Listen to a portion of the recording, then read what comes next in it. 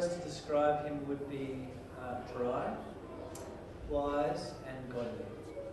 First word's probably sleep, because I don't think he would get any sleep. I just don't know all the things that he does, how he fits them into the day.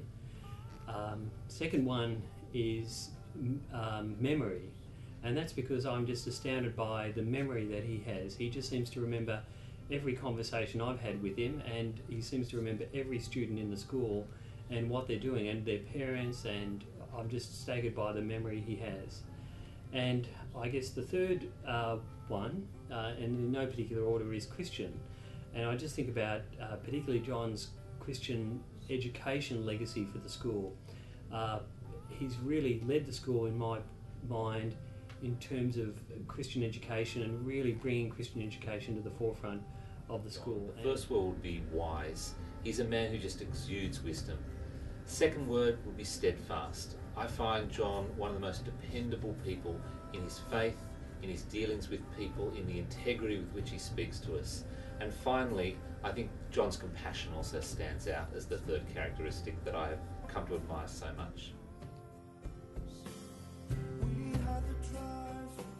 Well, there's probably a recurrent memorable moment, and that's at the end of the year when we have our little bet on how long John's speech is going to go. And I'm bookie for the day.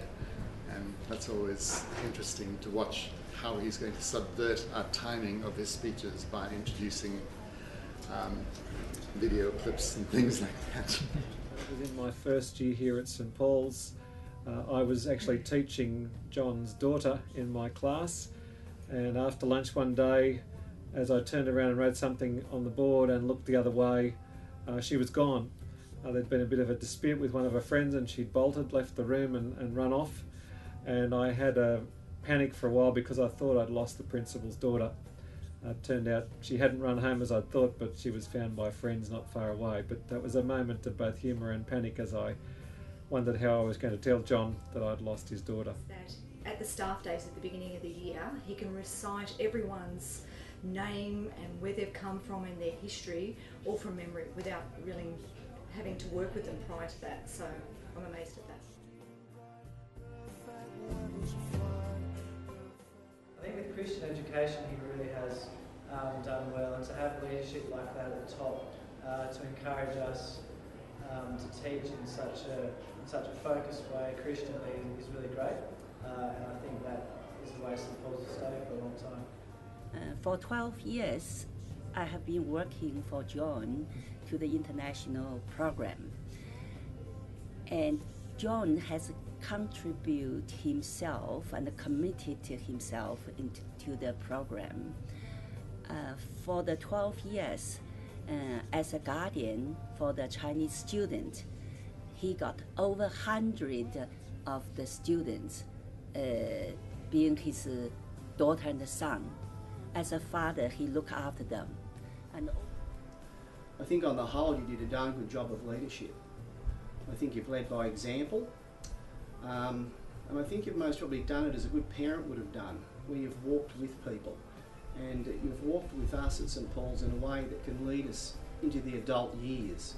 Okay, I think probably his greatest contribution would be the fact that he's had us all do a lot of thinking about what it means to teach Christianly, what it means to bring our faith not only out in action, but in the way we think and the words that we have to express it. I think that it's the continuation of the culture of making all of us as staff learn how to think through the way that we teach and to think through how we teach Christianly. So it's, I suppose, that notion of Christian perspective being brought perhaps not just to our teaching but to our whole lives, which has certainly made me grow as a Christian. Thank you, John, so much for being a great boss for 9 years I've been here, and for the 13 that you have. John, I want to thank you for being my boss for the 11 years that I've been here. It's been a pleasure to know you, and I wish you all the best in your future at St Andrew's Cathedral.